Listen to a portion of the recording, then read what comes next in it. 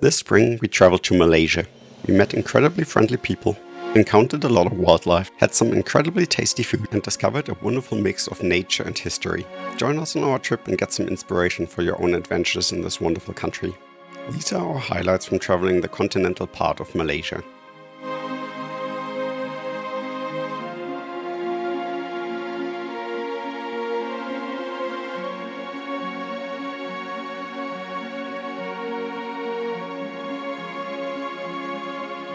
If you plan to travel around Malaysia, it's best to get a car. The country drives on the left side and has toll roads. We highly recommend getting a touch and go card, which is available at any gas station. Our first destination was Kuala Lumpur. Watching the skyline of this busy city from a rooftop pool was just incredible. The Petronas Twin Towers are a major part of the skyline. They have a viewing platform that is open for tourists. At a price, of course.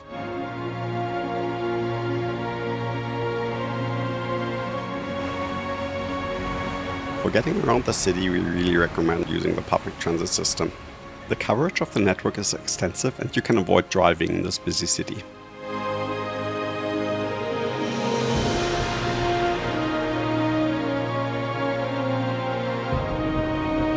We especially enjoyed the area around Melakka Square. A lot of street food vendors will give you a first taste of Malaysia.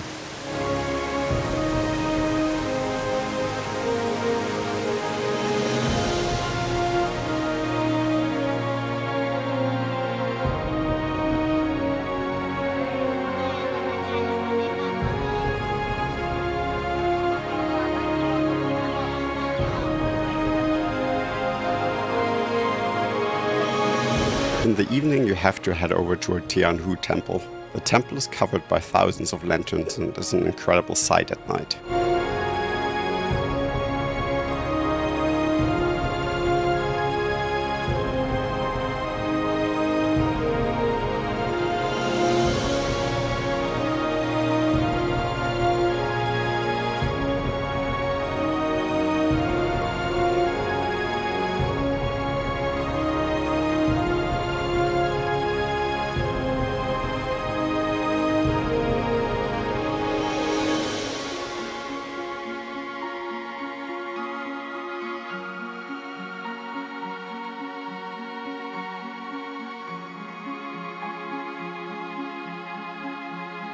A bit north of the city you will find the Genting Highlands and the Chin Swee Temple.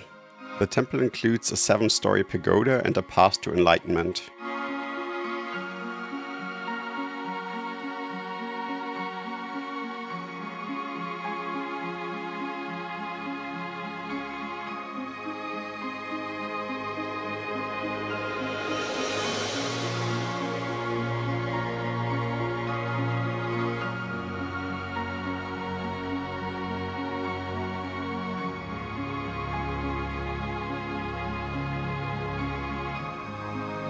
The temple itself is a stark contrast to the buzzing area of the Genting Highlands themselves.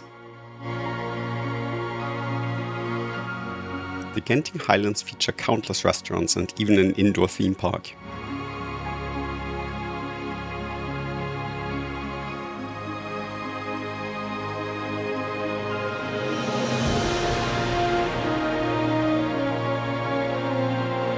Another highland located north of Kuala Lumpur are the Batu Caves. The caves are famous for the colorful steps and they feature one of the tallest Lord Murugan statues in the world. At 42.7 meters, the statue is the tallest in Malaysia. By climbing the steep steps you gain access to 2 cave temples.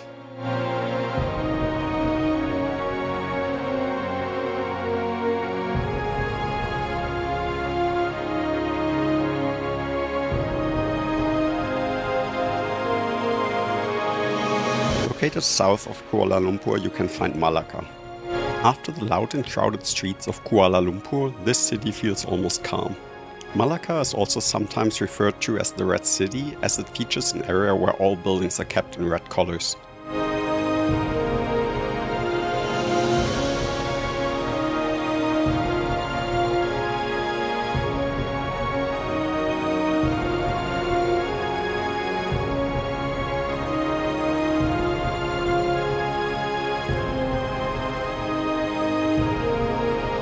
We could spend an entire day just walking around the area of the canal.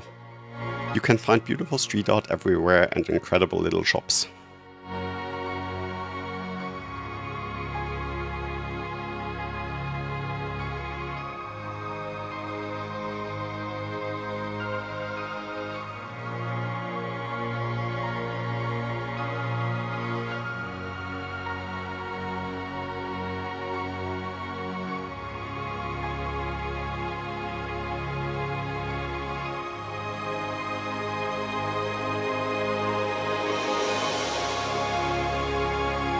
When you visit Malakka, you should also not miss out on the floating mosque, a beautiful mosque built on top of the ocean.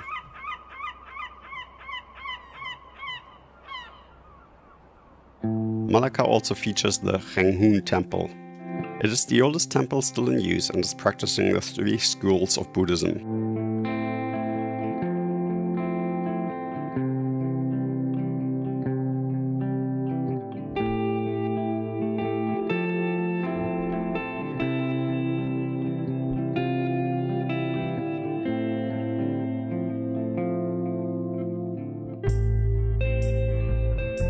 Moving north from Kuala Lumpur, you can find Gua Tempurung. The cave system is not the most impressive we have ever seen, but definitely the most moist.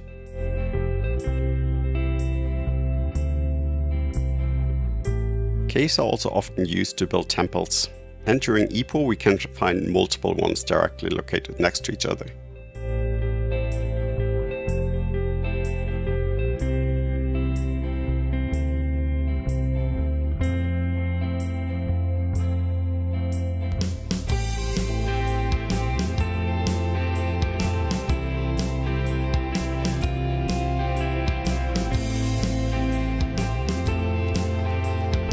Within the area, Sam Poh Tong Temple was the one that stood out to us the most. It features an incredible garden, a turtle pond in the back, and even a secret temple behind the cave system. Sadly, the hidden cave was closed for construction.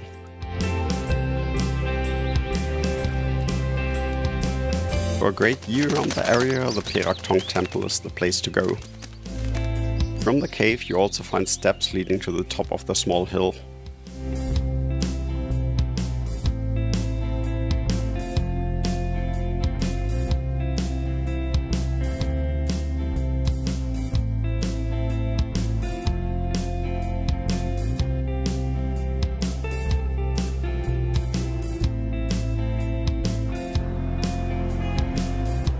Georgetown, located on the island Pulau Penang, is another must-see on your trip to Malaysia.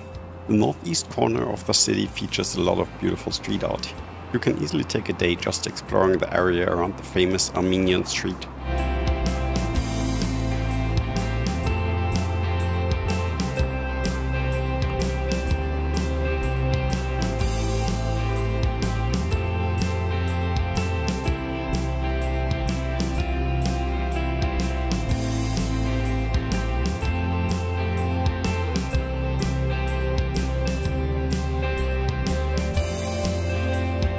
Outside of the main part of the city, it becomes obvious how much locals have suffered through the absence of tourism during Corona.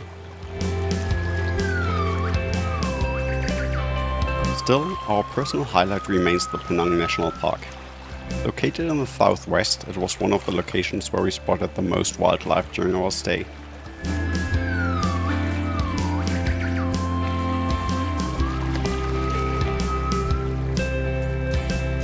While you're around the harbour area in Georgetown, it's also worth making a trip to Jetty.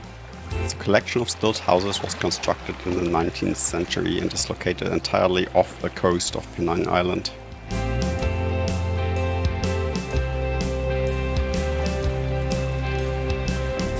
Overtowering Georgetown is the Kek Lok Si Temple.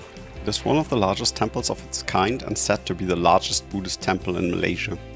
The name of the temple roughly translates to Temple of the Highest Fortune.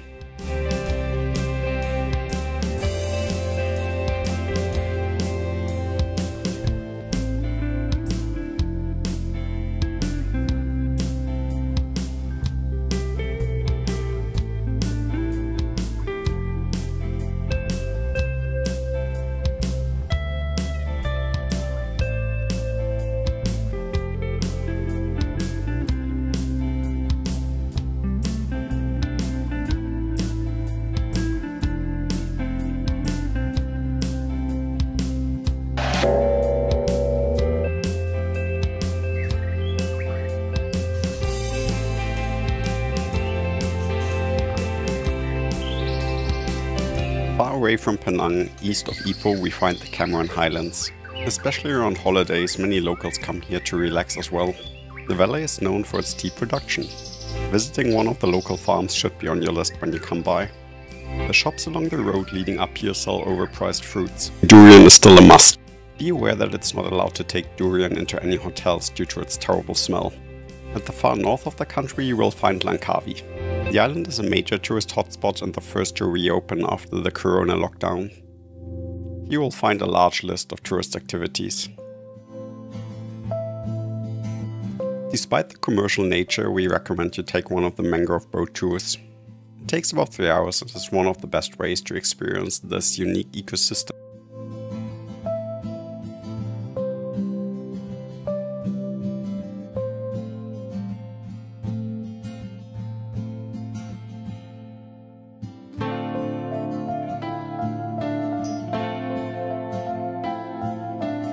Another great way to experience the views across the wonderful island is to take a cable car up to the sky bridge. In the evening, just head to the beach to experience the nightlife and to witness one of the beautiful fire shows.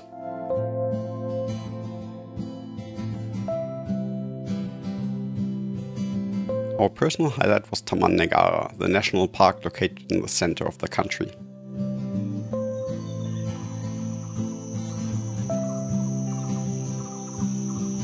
Mainly due to our wonderful guide with the National Park Association, we got to experience the local flora and fauna.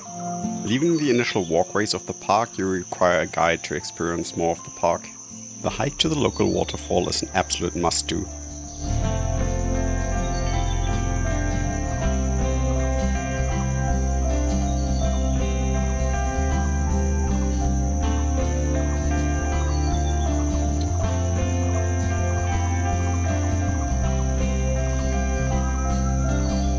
We hope you got some inspiration for your own trip to Malaysia from this video.